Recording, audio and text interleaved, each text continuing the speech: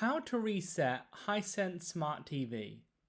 So this is going to help you reset your Hisense TV back to factory settings. So when you first purchase the TV itself, it will go back to that. First step to do that is to click the home button on your Hisense TV remote. It should be in the middle there. Then get to this screen where you want to press up to get to the top menu there.